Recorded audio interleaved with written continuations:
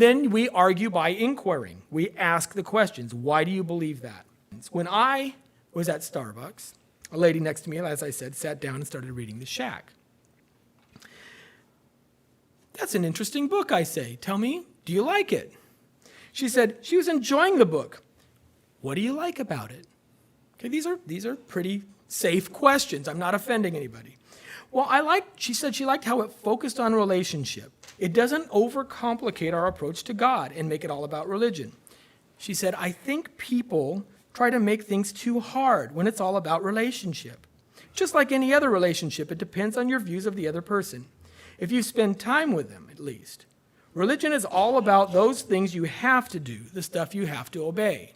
Now, to this point, you're probably saying, that sounds fairly orthodox. Okay? Never assume anything. I continue asking, so you go to church? Yes. What kind of church you go to? Oh, we go to a pretty laid-back church, more contemporary than what our denomination has traditionally had. Oh, really? Like what? Well, this church is using a purpose-driven model in its approach to reach out to people. As I start talking with her, I'm hearing purpose-driven, I'm hearing relationship, I'm hearing laid-back, I'm hearing contemporary, but I'm not hearing anything that's not used in the back of a bumper sticker. This is what I call catchphrase Christianity.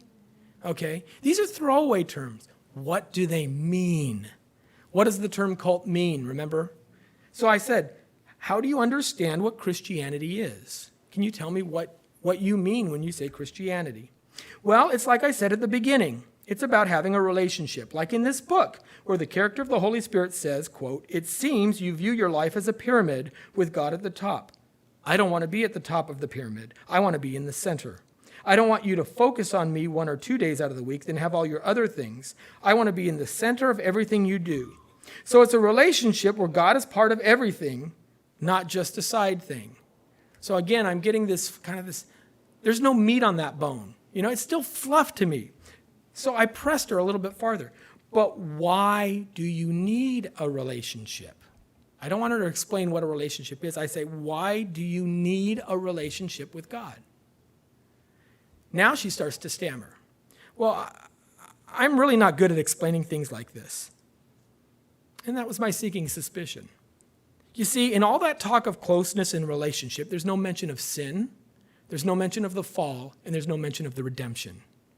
She's missing the central point of Christianity was that Christ died in our stead to take our place because we're woeful sinners. Relationships are nice, but I can have that kind of a relationship with a puppy dog. It doesn't save me from my sins. And that's where she was going. Now, she never had a concept of someone who has been rescued from a destiny of judgment, and therefore the shack never bothered her. It just kind of reinforced the idea that all you need are warm, fuzzy feelings, and you're okay for Christianity. And that's sad. And sometimes even as Christians, we don't press hard enough. I'm a Christian, I go to this church. Really? What do you like about that church? Tell me, what aspects of Christianity appeal to you most? We can start asking questions. And I didn't come out to her and said, are you saved? I never asked that question. But she couldn't explain what salvation is. So my sneaking suspicion is that she's not. Now, she had to get up and leave before I could say, let me tell you what relationship is. But I think I have a much clearer picture of what she is, and I think I have a much clearer picture of why she's reading The Shack. Okay, so these inquiries, these asking questions are very, very helpful.